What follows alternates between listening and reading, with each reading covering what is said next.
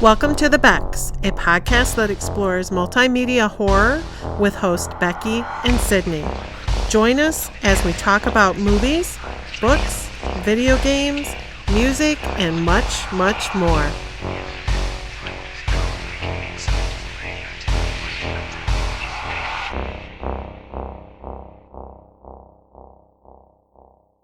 Wow, look at us. Look at us. Here we are. Here we are. For our special Halloween episode where you get to see our Faces. our terrible faces. I'm trying hard to hold my chin up so you don't get the double of it. Oh, you made me self-conscious about mine. Okay, so what do we, gotta do our intro. I was wondering. We're all thrown off. It's video. It's not just audio. Uh-oh. My name is Sydney Rebecca. And I'm Rebecca Snow. And we're the Becks. Thank you for joining us today. So, what are we talking about today, Becky? We are talking about, according to our poll that we did, things that are personal, scary experiences for each of us. So we get to tell our own little stories. You should start. Ha! Okay. Where do I start? Okay, so the one that is huge, that I've told this story to my kids, to my friends, to everybody that will listen. Years ago, I was probably 15. I know I was 15. Was not old enough to drive. Could not go out by myself at that point. None of my friends were old enough to drive because I was the oldest in the class. Pretty much. Pretty close. Born in October. Happens sometimes. So my brother was 4 years older than me. So he was 19. His best friend, who I loved like a brother, they were going out to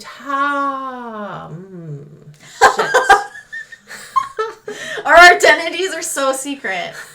You can't know. So we were going to a local town to go have fun, meet people. Of course, probably look for boys. And it was my best friend in the whole world, Belinda. And shout out Belinda. Woohoo! And then another girl, Jennifer, that we had known since we were young. She's not really our friend now, but she was then. So we all went to this local town about 30, 40 miles away from my hometown. And we went to go see, I think we were going to see a movie, and then we were just going to hang around. There's water with big docks, and lots of people hang out there in the summer. Cute guys from downstate, whatever. So we went with my brother and his best friend, who I think was a year older than him. Doesn't really matter. They're driving my parents' car, and it was a Chrysler E-Class, this brown Chrysler E-Class. Nice little car. My parents, were proud of their little car. Whatever. I can't picture it. Oh, it's like a boxy car. I'll have to show you. It's, I don't have my phone to look it up, but probably not. And you can see I talk with my hands, so sorry. She does when we're recording. She's doing this constantly. Yeah, it's really funny. I will try to refrain. So anyways, we do our night out. We meet boys. We're having fun, whatever. So we're heading home. And my brother and his friend are like, oh, we're going to go here. Where's here? You're just kind of like, we're at their mercy. We can't get home. They head into this cemetery that is off the beaten path. You have to drive down this road and you go past all these houses, and then it's out in the middle of the woods. And it's a big cemetery. So is it an active cemetery where people are still being buried there? Yes. Okay. But it has an old section. You know how those cemeteries are, where you have like a super old section, and then it's newer and more modern, things like that, if that makes sense.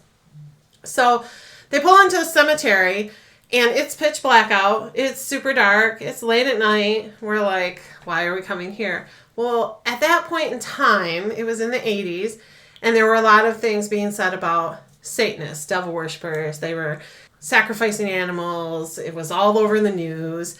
D&D was supposedly a horrible, scary thing. Didn't your brother play it? My brother did play it, yeah. So that fed into it too, So his friend and him, they decided to tell us that we were going to look for devil worshippers. No. Now you got 3 15-year-old possible virgins in the backseat. I definitely was. I don't know about the other two, but I know I was definitely a virgin. And who are they going to sacrifice? They're going to sacrifice the damn virgin. That's how it happens. So, of course, I'm like, why am I such a good girl? Anyway. You were regretting every missed opportunity to have sex. Yes. Yes, I was. Not that I had many. But anyway, so we head into the cemetery, and there's this building, and probably in all reality, this building was probably where the groundskeepers kept all their equipment. Yeah. But it looked like a weird bathroom to us. We didn't know. And when we drove by really slow in the middle of the night, it looked like the door opened. Yes. So, of course, the three of us in the back seat are like, that door opened. Someone's in there. There's someone in there. We know there's someone in there. And, of course, my brother and his friend are like, are you sure? And we're like, yes, we saw that. So we're driving around. We're freaking out. We're like, we should go home. We should not be here. This is going to be bad. We're going to find some people that are going to be cruel and they're going to kill us and whatever. They're going to sacrifice the virgin. Hello. So we drive back in the cemetery. They're still driving around. Then they just pull over and stop. The two of them just get out of the car. And we're like, where the fuck are you going? I mean, I'm sure that was said to them. And they're both like, we're going to go check it out.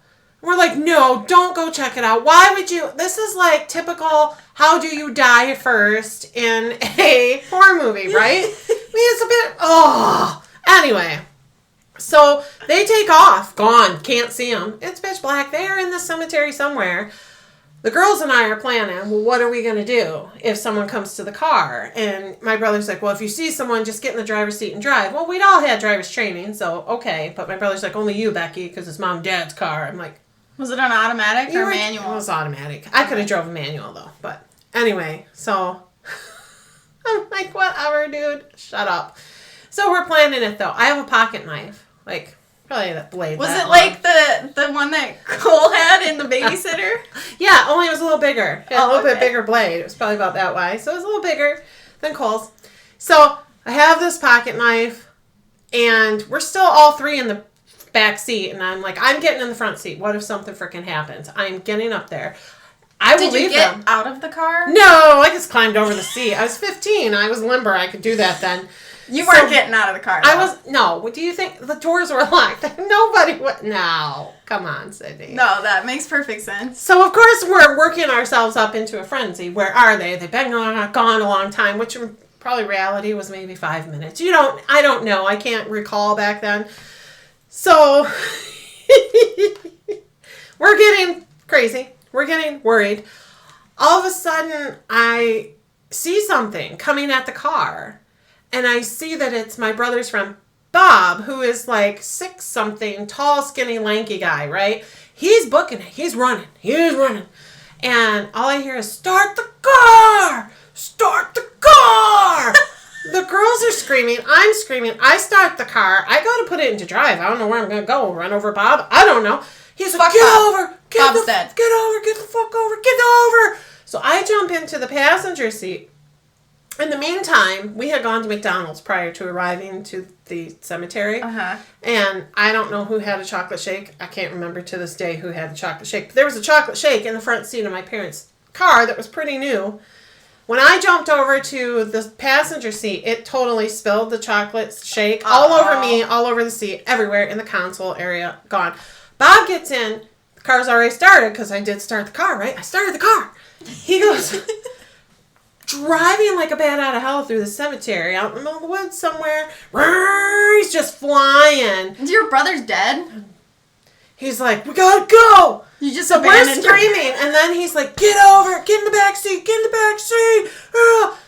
In the meantime, Jennifer, the other girl that was with us, she had a can of Aquanet, and if you don't know what Aquanet is, it was the big hairspray in the 80s that made your hair as rock hard as could be so it could stand up like this, because that was in. We should have done that. Our hair had to be, maybe we'll do that in another episode.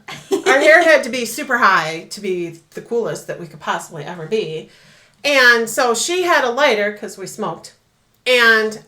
oh my God. A can of Aquanet, and we were going to torch the motherfuckers. We're going to torch you. We torch you!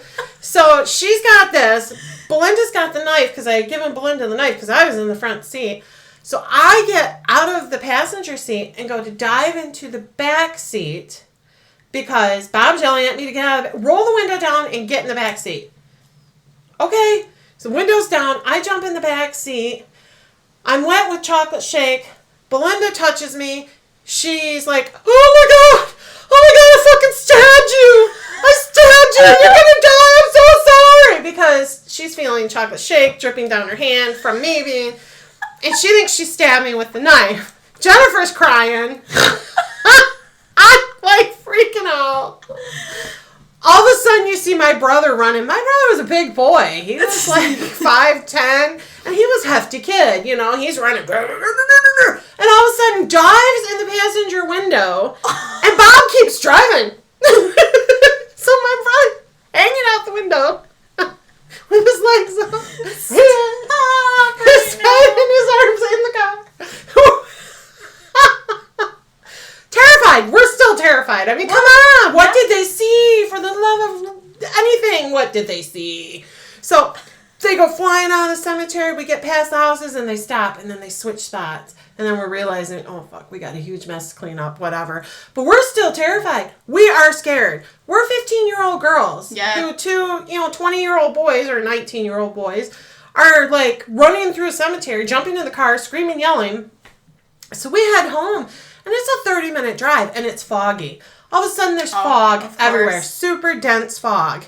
And Phil Collins' song, In the Air Tonight, comes on. Yes. And it's making the whole thing just creepier. And we are literally in the back seat. Yeah, I can see it. So we're like, what did you see? And they're like not telling us. And we're like, what did you see? And we're all leaning in the middle, in between the two seats. Nobody is telling us a thing.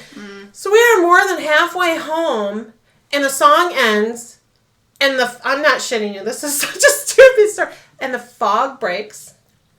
So that's all gone. So then it's even more creepy, and we're like, what did you see? Was the fog a paid actor? I don't know.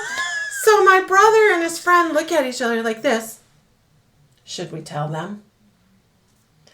And Bob's like, I don't know, should we? And so they kind of slow down and they both turn around and they're like, we saw absolutely nothing. Not shitting you. Oh my God, I was so mad at them for so long. It was terrifying. I still can feel that terror. And then poor Belinda thinks she stabbed me and I'm going to die. I'm going to bleed out. It was one of the craziest, but most memorable nights. I mean, I'm kind of thankful to them that they actually did that because what an experience. I'm glad there were no devil worshippers and I wasn't sacrificed. I made sure that wouldn't happen. The fog is the best part of this for me. Yeah. Because it literally was like, God himself was like, I got you. Yeah. He looked at this prank that was being pulled and was just like, don't even worry about it. And then the Phil Collins coming in and clutch at the end there. Right? What are the chances? Right? Yeah. Yeah.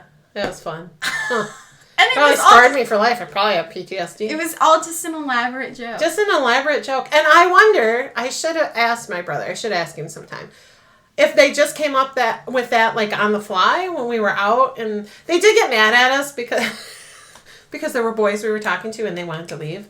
And we were like, in a minute. So I wonder if that was like, we're going to show them. Yeah. Or if they had planned this elaborately for the next time we take the girls anywhere, we're going to do this. Because there was another time that we were with them that we got pulled over and Belinda and I flipped the cop off behind us. So they probably didn't enjoy having to take us. And, we were the younger sister, so our parents were like, oh, you can take them. You don't have to watch them. They'll be fine. So back then, did cops pull you over for unlawful, hand signals or whatever the fuck bullshit? They actually got pulled over because neither of them were wearing their seatbelts and they had their seats way reclined and were driving they were cool. And the cops saw that and pulled them over. But when they pulled us over, they didn't flip on their red and blues. They flipped on their spots. Way before they flipped on their red and blues. So they flipped on their spots. It was really blinding. And I think they were doing it to see how they were sitting in their seats and see if they had their seatbelts on. And when they did that, Belinda and I were like, eh! And I went to flip them off and Belinda grabbed my hand and said, it's a cop. And I was like, oh no! So when he came up and he asked them for their ID or whatever, and we didn't have IDs because we were underage, I'm like, he's my brother. The police officer tapped on the window with his flashlight. Dap, dap, dap. I'm like, oh no! I rolled the window down. He's Were you like sitting just like this? I was like terrified, you know. He's oh like right here, and yeah. you're like, "Hello, officer. I am the perfect passenger." Yes. So that's when he says, "Do you make it a practice to flip people off behind you?" So he saw it. And I said, "I didn't do that. I just flipped my hand back to see what was going on. I'm sorry if my hand made that gesture." You looked at the cop and you spouted that bullshit. Also, let it just be said for the record, this is protected under the First Amendment. Just saying. I was 15. What's he gonna do? I flipped him off. Oh well, get over it, big man. Sorry. Usually not disrespectful, but you're blinding us. You could have caused a horrible accident. You know, just turn your red and blues on. You know you're gonna pull us all over. Just turn your red and blues on. Get it over with. Don't torture people. Interesting. So that's my scary, scary story. That was the one that really messed with me for a long time. That was terrifying. I think my little headpiece is going to fall off here. Aren't they cool? Sydney got me this for my birthday and Christmas. And today's my birthday. Happy birthday, Becky! Thank you. But we're uploading it on Halloween, so. Yeah, so it won't technically be my birthday. 2 days before Halloween. So, speaking of older brothers traumatizing us. Yes. This is not as an elaborate of a prank as yours, but it's something that my oldest brother Adam used to torture me and my younger brother with very frequently. I don't know how many times he actually ended up doing it, but it was enough to where we were scared of his basement room. So we lived in this old 3-bedroom farmhouse, and it had a full basement underneath it. And we had like our laundry room, we had a laundry chute, and we had like a play area for like the Nintendo and the TV and board games and all that stuff. And then my dad's workshop. And then all the way at the back was my brother's room. Man, I wouldn't have liked that. I couldn't have had a room down there. It would have scared me just He being loved there. it. I'm sure. He was 15, 16. He thought it was... All that privacy. Yeah. Yeah. Mm-hmm. And I think he was playing guitar at that point too. So there was like an area for him and his friend Todd to jam out. He played the drums. I loved Todd. You have mentioned Todd before.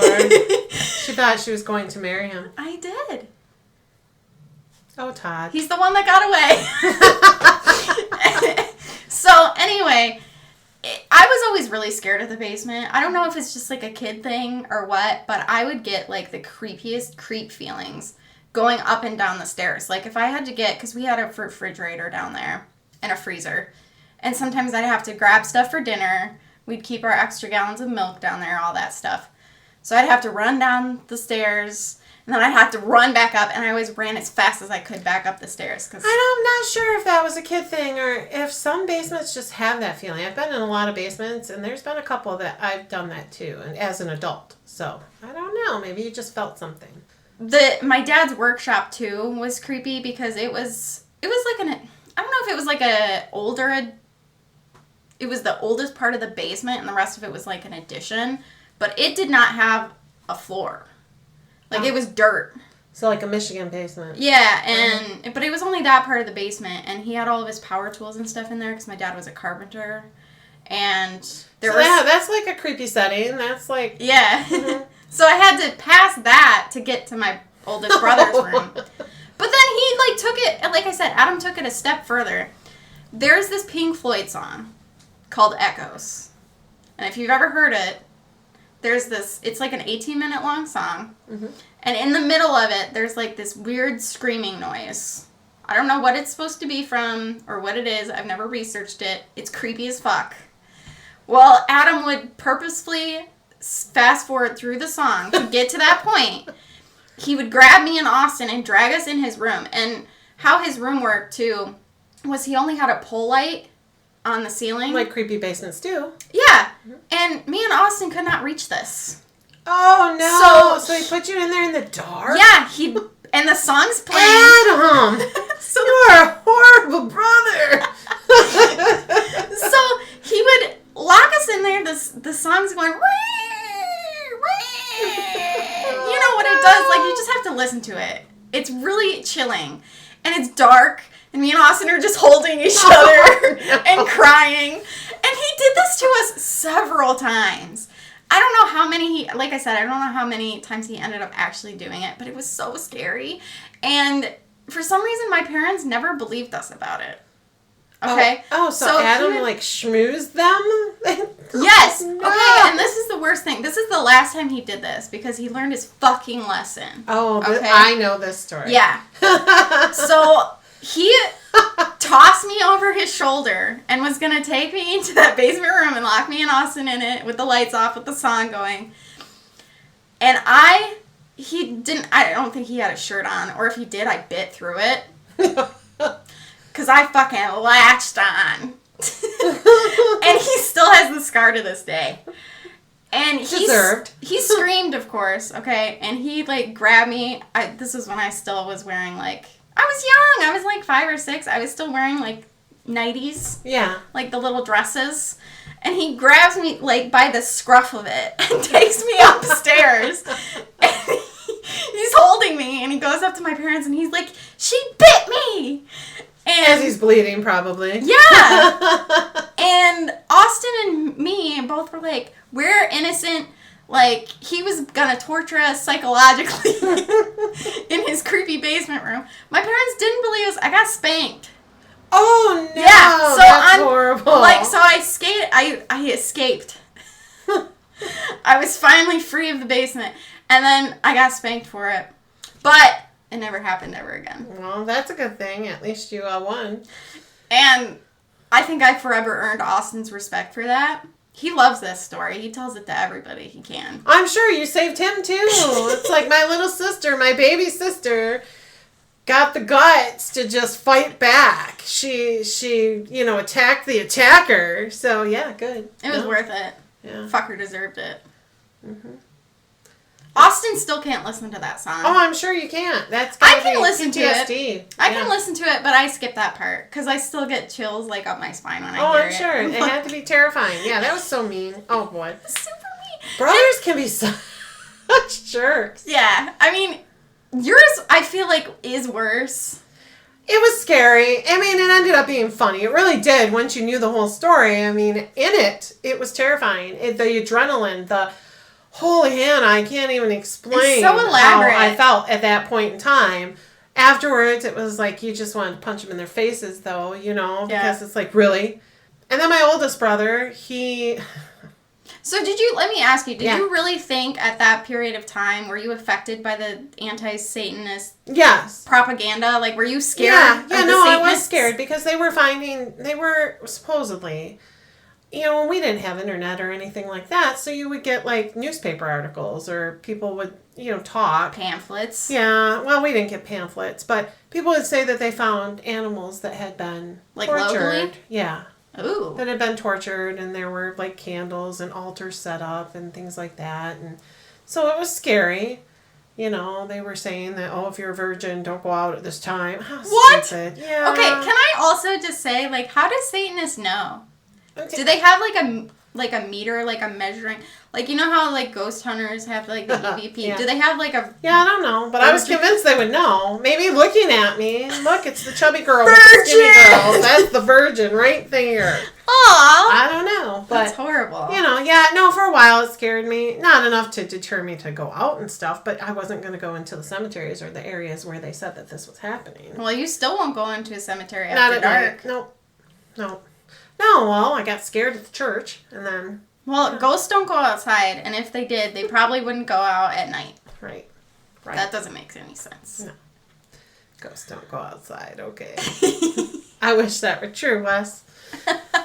Anyway. Shout out to Wes. Yeah. With his dumbest ghost belief. Yeah. So, that's the big story. I have the other story with my oldest brother, who is R.I.P. He passed away a few years ago. We were super close from the time I was born till later in life, where we kind of drifted apart. But he would tell me to make me behave, that my parents had another baby, and they buried her under my bed, and that it was another girl, because I was the only girl and the youngest, and that they had a baby girl before me, and she had died, so they buried her under my bed, and if I was bad, she would reach up and grab me and haul me down there. So I literally would run from the bathroom at night, get to my doorway, and then jump from my doorway to my bed, which was probably 4 to 4.5 feet. Jump. I was a hell of a jumper. Yeah, I probably could have been a long jumper. I don't know. But I would jump. And then it traumatized me so much that I would get up in the middle of the night and completely take all of the bedding off my bed and sleepwalk out into the living room. And then I just quit doing that and I just slept on the couch for many, many years till I was much older. Because I literally would get up every night and sleepwalk, strip my bed, take everything out with me. And I think it was because I was afraid she was coming to get me. Aww. It was terrifying. Mean brothers, mean.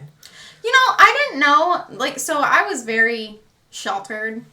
So, and my brothers, they had a different dad through a different marriage.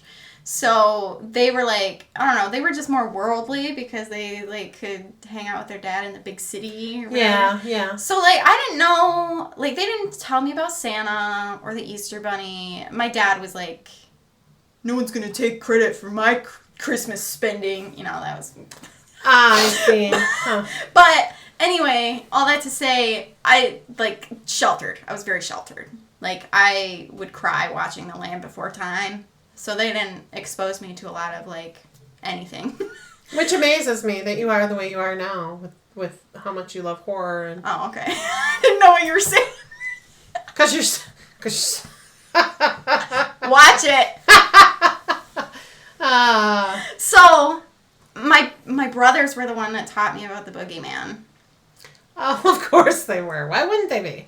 And this actually kind of leads into a scary experience that I had when I was little. So, just in general, I didn't know about the boogeyman until my brothers fucking told me about it. So then I was scared of under my bed. I was scared of my closet. I was scared of everything.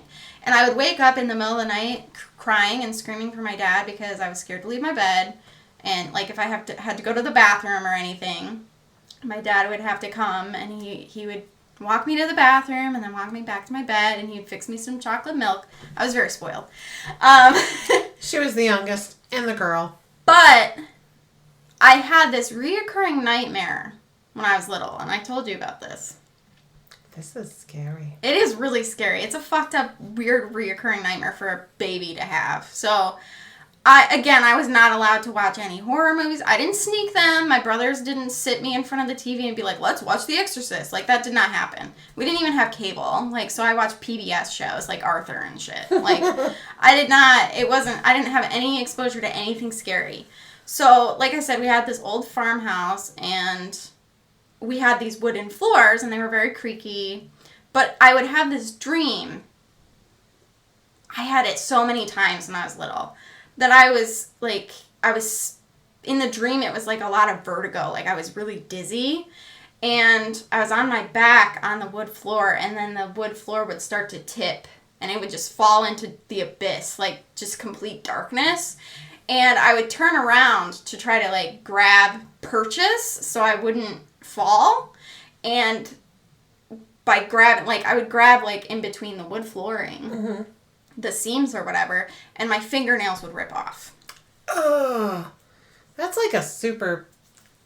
It's a really... That freaks me out. It's a fucked up dream for a kid to have. Yeah, why would your mind make something like that up without seeing it? Yeah, exactly. And I never had, like... Because all of my dad, he was very accident prone. He had, like, a lot of... I mean, he was a carpenter. He crushed his fingers. He cut them off. Like, literally, he had his fingers reattached multiple times. But that would all happen before I was born, and my mom never told me about it until I was, like, a lot older. So I didn't know about it when I was a kid, like, when I was having these nightmares. Eventually, I grew out of the nightmares. It actually, I think it was when we moved out of that house that I stopped having them. It was the house. Was that the house with the basement, too? Yeah. Oh, yeah, see. Mm-mm. But yeah, it was just and I thought of, like, over the years I've thought about it, and there's really no good reason for me to have had dreams like that. No, that's really creepy. That's weird. And I thought, too, it wasn't until I got older that I realized that they were kind of unusual. Yeah. Well, like, you would just think dreams. You don't know. Yeah, it was just a nightmare. Yeah. Everybody had nightmares. Yeah. But for you to remember it the way you do from being a small child And for it to be as detailed and terrifying, that's weird. Why does a baby have a dream like that? Maybe you lived another life. I don't know. Reincarnation. I believe in it. I don't know. I don't know if I believe in it. I don't know. My dad did. I told you that story, didn't I? 100% convinced. He said he had an actual memory. He actually wrote it down. I have it somewhere. Where he 100%, and he didn't before that. My dad was not religious in the slightest. He gave up church and stuff when he was a little boy because he was getting ready to go to church on his own. He got dressed and went to church without his family, and he was climbing up a hill and watched his brother throw a log onto his cat and kill it right in front of him.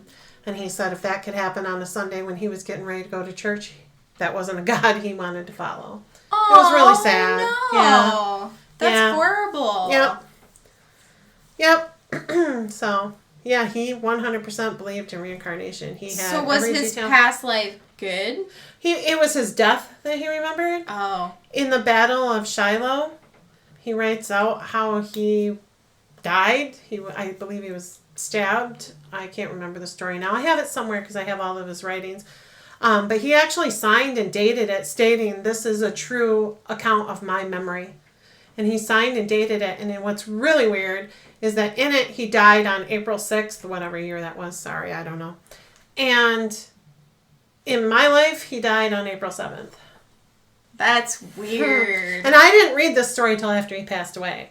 I was going through his writings because he left me everything he wrote because he and I wrote. I wrote poetry. He wrote poetry. So it was a thing we shared. And he never shared that with me. I read it after he died, and he said, this is my true 100%. I attest to this. And he signed and dated it. And like I said, the date that he said he died was April 6th. And the date I lost him was April 7th. That's crazy. Yeah. So was he like a history buff at all? Oh, yeah. My dad loved history. My dad was super smart. He was a bookworm. Any book, he read all the time. He absorbed all that. He grew up in a really poor area in West Virginia. And he always used to say West Virginia was a nice place to visit, but you don't want to live there. And he didn't want to live around the poverty and the mentality is what he would say. He loved his family, most of them. But he felt that you needed to get out. You needed to move on. You needed to find something better. And my dad loved books. He would have gone to school forever. He would have read forever. He was super smart. And history was a big thing for him too. So did you ever look into the Battle of Shiloh to see? Did not. I should. Yeah. Because that would be really spooky. Like if you found an actual account that matched his. Yeah. Yeah. So yeah. Maybe a future episode. Could be. Perhaps. Because that's spooky shit right there. That is spooky It's shit. cool, but it's spooky. You know, it's like when they have those children that say, they'll say, well, my name was this back, before, or I knew this person, or kids are they'll have like a huge reaction to something and they're like, well, I had that when I was, or whatever. I've read quite a few of those or watched some TikTok videos and things about that. And listened to some podcasts about kids that have like memories that freak their parents out because they say these things. Well, there's lots of people who think that, you get to a certain point where your mind kind of closes off. You kind of get your adult mind, and because kids are so receptive to anything, like you could really tell them anything and they'd be like, okay, up to a certain age, right? Yeah. They'll believe in different things, and some people believe that they can see things that adults can't. Well, I told you about Keegan and the little girl in the house. He, to this day, because Keegan doesn't believe in any of this, he doesn't believe that there's an afterlife, he doesn't believe in paranormal, he likes scary movies, he's a huge horror fan, but he finds it just as entertainment. He doesn't think that there's any of that. But he came to me, we had lived in a house, we had just moved into this house because we had owned a house for 11 years. It was a cursed home. We had 2 house fires. Were struck by lightning twice. They came in and they did this winterization program on the house, and then my walls started to grow mold. Then one day I was like, I'm going to tear this floor up. Wait, what kind of mold was it? White mold. What did it look like? Fuzzy white mold. Okay. Well, I was just wondering if it was actually like ectoplasm or something. It looked like fuzzy white mold. Okay. So- She's like, shut the fuck up, Yeah. Sydney. It was mold. So there were weird things, like one day I hung my TMI, but I hung my bras on like the door handle of Bras! But why talk about my bras? Anyways, they were hanging on the door handle towards the back room, which was the utility room, and we were just sitting there talking. I was talking to my late husband, and my oldest son was very little at the time. He was standing there talking to me, and we looked over in the kitchen for something, and all of a sudden my bras are just swinging back and forth on this door handle. We didn't have any animals. There was nothing to make them swing. No open window? No, it was weird. So little things like that happened. I can remember standing in the bedroom thinking my husband walked by, and I was like, hey, and I go to, talk to him because I just saw him walk by and there was no one there. Oh, he was hate that. outside smoking a cigarette. Things like that. Just there was, and that was the basement. I ran up the stairs. Every single time. Anytime I had to go down there, I was terrified. And then I would run up the stairs. And there were only like 7. And it was only a partial basement. The rest was crawl space. But anyway. That's kind of creepy though, too. Yeah. I decided I was going to tear this flooring up that we had. It was tiles. It had been breaking up. I had been sweeping. I had been vacuuming it up. I had been trying to get, rid of it. Anyways. So I started researching. And it said, be sure before you remove tiles that they're not asbestos. So I went downstairs because I remember there was a box downstairs when we moved in of the tiles. And on the box it said asbestos tiles. I'd been vacuuming these son of a bitches. I'd been sweeping them. What the fuck? Okay, also, first of all,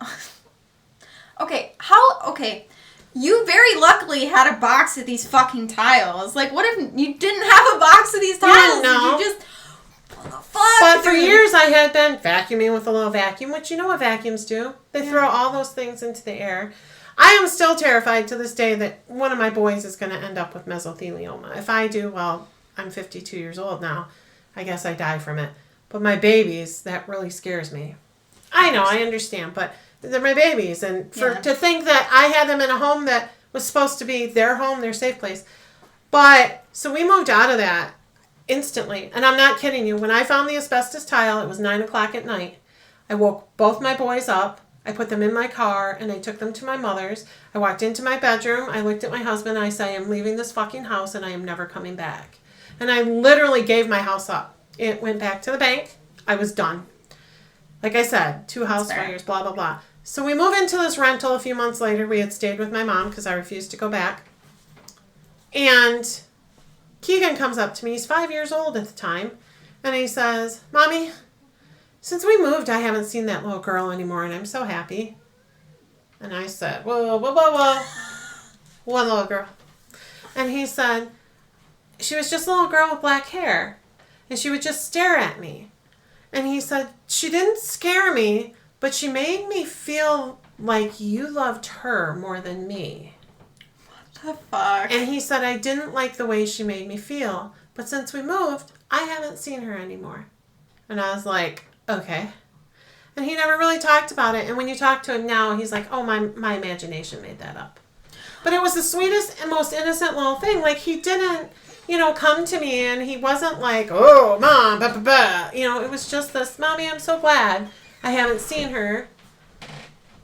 So this is the thing, is I'm very conflicted about this. I don't know if it's just because, like, I had a very active imagination as a child. I loved books. I played with my dolls and my stuffed animals. And, I would make believe with the dolls and the animals and stuff. I never had an imaginary friend.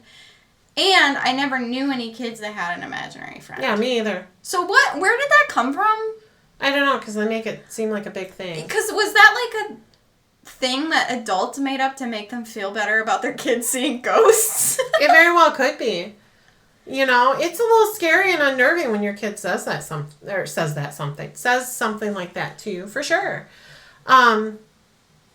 I can remember Jacob was 3 when we moved into our house, and he started spinning around in the back room one day. He's like, look at this, look at this, look at this. I'm like, what are you talking about? And he's like, look what Grandpa did for me. What did Grandpa do? Apparently it was very pretty. Jacob loved it. The grandfather was dead at this point. Yeah, my dad died before my kids were born. He died when I was only 22, and I didn't have Jacob until I was 25. So, yeah, he never knew my kids. Wow, that's crazy. And he didn't, like, Vince's dad wasn't. Vince's dad died. So he literally Right. didn't have a grandpa. No, my kid's only grandparent is my mom. That's it. That's all I've ever had. That's all I've ever known. So that's a weird thing for a kid to just say out of Yeah. nowhere. But Grandpa did. I mean, I did talk about my dad a lot, and there were pictures of my dad always in my home. I vowed that my kids would know my dad, even if they didn't know my dad. Right now, I got to get a video off the subject. Get a video from a cassette tape made so they can see my dad actually live and talk. That'd be cool. I'll probably cry like a baby. I want to see him too. Cry like a baby. It's been 30 years since I've Aw. seen my dad or heard his voice. So that'd be a little crazy, but yeah, but my kid spun around. Look what Grandpa did for me. Okay, good job, Dad. I got a surprise for you. What? I bought a Ouija board. They are not coming. No, let's do it. No. I'm just fucking with you. I would never do that. No, Becky doesn't do Ouijas. Speaking of Ouija boards. No, you want me to tell that story too? We're getting long-winded here. Yeah, you're like, it's going to be a quick episode. Well, yeah, I've told a million stories. What about you? What's another scary story? Well, can I tell you about the Ouija boards that I saw online? Why are you even looking them up? I wasn't looking them up. It was like a video. I don't do Ouija boards. See this face? We don't. No, we don't. I had a bad experience. I think I But mentioned it. There were 2 themed Ouija boards that I Themed? saw. Yeah, they were themed. What were they themed? The one was like girly pop. Like it was pink. I don't know if it was like a Barbie What? Ouija board or what, but it was Barbie like, Ouija board. That is It totally gets- 2 separate things right it there. gets better. Oh, no. Because the other one I saw was a Jesus Ouija board. It was like, the advertisement was, talk directly to Jesus with the Jesus Ouija board. I'm not making it up. I don't get it. I don't... What? That's weird. Back on the subject of imaginary friends and stuff, though, this is kind of a creepy story. And I honestly, to this day, this is how good my imagination was. I don't know if I made this up. But I had a friend that was in on it. So, this was when we moved to our new house. And it was just like a double wide trailer. But we were in an area that was kind of rural. Not as rural as it was, because we used to live on 160 acres. And it was in the middle of nowhere. Yeah. This was kind of more in society. But there was still, like, big open fields and plains and stuff around us. And we would, like, ride our bikes up and down my street and up and down the other street that my street was off of. And there's this huge field. And I started to see a little girl on one of the hills that was, like, way out there. It was always in the distance. And it's very fuzzy to me, this memory. But my friend could swear that she saw her, too. So I don't know if we were just lying to each other. Or if this is, like, a thing. Because we had this whole, like, legend about her. And she would play with us. And again, I wasn't a kid. I don't know. That's something. There was something there. Well, yeah. Were you both to know this? Yeah, her name was Elizabeth. And she wore, like, a white dress, but it wasn't, like, an old-fashioned dress. It was just, like, a Sunday dress, you know? And I was going to church every Sunday. But we would, like, there was these whole, like, adventures that we would have with her. And then my friend moved away, and I remember asking her, because we were getting older at this point, I was like, hey, do you still talk to Elizabeth? And she was like, no, I haven't really talked to her in a while. And then I haven't seen this person in decades at this point. But it was just like... Maybe that is something that you should research. Find that area and then start looking through archives and see if there was a little girl named Elizabeth in that area that had passed away. Because we kept it from our parents. It wasn't like... It's like she was just your special friend. Yeah. No, seriously, that would be something that we should look into. So I guess that could be considered creepy child behavior. Yeah, that's a little weird. But it was... Because I remember, it was very elaborate. Like, I don't know if it was just because, but it was both of us. If it was just me, I'd be like, oh, I was just like, it wasn't like an imaginary friend though, because I didn't have those. So it's weird. It's just a weird memory. You truly believe that this girl was there. Yeah. That you had experiences with her. And it was never creepy. Like I said, it wasn't. Well, I don't think that all spirits are creepy. I mean, do you honestly think that? I think some are just trapped and have some things to finish before they leave. But... See, my mom, she was really obsessed with, like, ghost hunters and shows like that. Not a sponsor. Do we have to say that? I don't know. But she was really obsessed with all of those different shows. And it always drove me crazy because I was like, Mom, you don't believe in ghosts. Like you've said so many times, you don't believe in ghosts. Why are you obsessed with ghost hunters? And she was like, well, I don't believe in ghosts. I believe in demons. So this woman was out there watching all of these ghost shows thinking that it's like going back to that EVP thing that you said. Yeah, we're 9 out of 10 are threatening. Yeah. And I was just like, I would never watch, like, if that were truly my belief and it was just demons fucking with people and being nasty, like, all the time, there's no way I would watch any nonfiction ghost hunting thing. No, me either. Not if I thought they were all demons. That's way scarier than just them being ghosts. Yeah. Yeah, no kidding. So I was like, how do you sleep at night? My mom was on another level. I don't know. And she's like, I'm protected by the Lord. Which, okay, Cheryl, that's nice, but it's still scary. It's still scary to think about. Cheryl was a badass, obviously. Yeah, she was just like, I ain't worried. So. Yeah. So creepy things. Yeah. We've all been through them, I'm sure. I have more that I could probably tell. I have one more that I can tell. It's about a doll. Oh, I hate dolls, dude. So, other than Barbies, you can take dolls and just... No. So I will say this was probably prepubescent girl hysteria. But it was me and 3 other girls. And we had a sleepover. I can't remember if it was my birthday or what. But we were playing with my dolls. And I had this one doll that... It was one of those ones where, like, you could rock it back and forth and its eyes would open and close. Mm-hmm. And we were just playing with it. And it got, like, really late. We didn't watch horror, like, we were too young we weren't allowed to watch horror movies or anything like that. And it was, like, the night before church as well. So we were just playing with the doll. And all of a sudden, like, it took, like, a weird... creepy turn, and we were so suspicious of this doll. Like, isn't that funny how your brains can do that too? Just it was bam. like a flip was switched, and we were just like, a flip was switched. You get all of the bloopers today. It was like a switch was flipped. Yes. Take 1. And we were so suspicious of this doll. Like, the paranoia was cloying. Like, we were hysterical. And we got so creeped out that, like, we kept it. Okay, so we were like, we have to just be nice to the doll because the doll's going to murder us, I guess. Oh, no. I don't know. So we were, like, pampering it and whatever, doing doll things, like dressing her up, whatever. And then the paranoia was too great. So we decided to put it in the closet. But then we couldn't see it anymore. So you didn't know what it was doing. Which was worse. And so at this point, it's, like, really late. We were staying up late being naughty. So we have to get up early for church in the morning.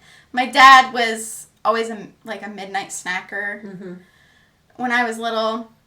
Which they might have been munchies now that I'm thinking about it.